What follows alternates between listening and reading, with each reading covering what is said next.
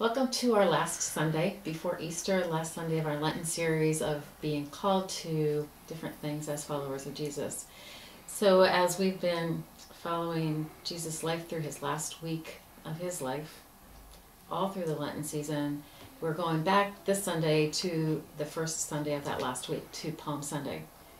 And when we first started looking at this topic, being called to be worshipers, as Jesus was worshipped as he came into Lent, there's two things that have come up for me. One is the joyous aspect of worship, which is there that Sunday.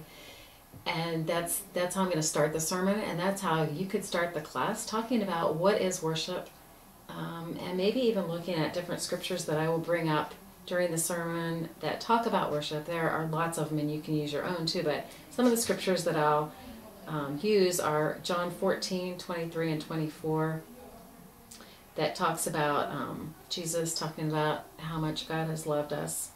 John 4:23, the time is coming when worshipers will worship the Father in spirit and in truth, and explore what that means to people. Ephesians 5:19, how to worship. Hebrews 10:20, another teaching on how to worship. And then I'm going to look at the actual verses that are recorded in Mark about Palm Sunday that come from Psalm 18 and the differences, and this is where it starts switching from the joy of worship into the hard stuff of worship, that we aren't always knowing what we're saying exactly. The words that the people are using come from Psalm 18, which was a psalm that was written about the victory that the Maccabean kings had, that they exclaimed that God had helped them in this war. And those are the words that the people are using as Jesus comes into Jerusalem, thinking that Jesus is coming as a warrior, as somebody that's going to save them from their oppression, like the people in the Psalms were being happy about God saving them.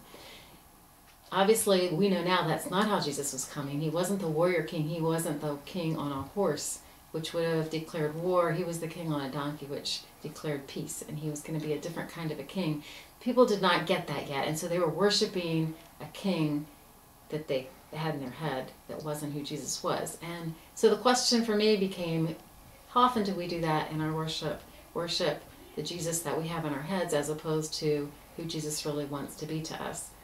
And then I kind of started thinking about how worship often is a hard place to be, because if we're really open to God and the love of God, it opens us to realizing who we are, and some of that hurts and the pain and the loneliness and the shame, guilt that we might have. And we all know, or a lot of us know, that when we go through our hard times, sometimes worship is the best place and the hardest place to be at the same time.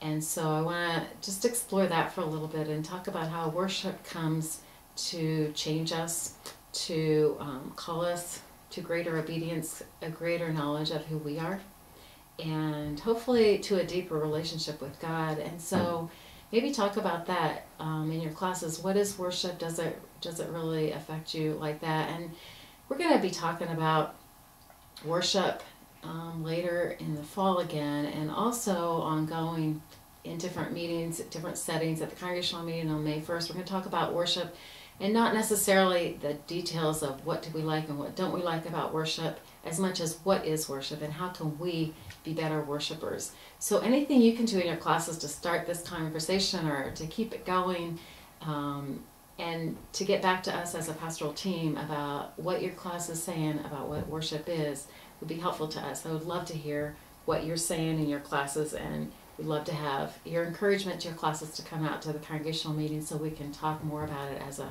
larger group on the evening of May 1st.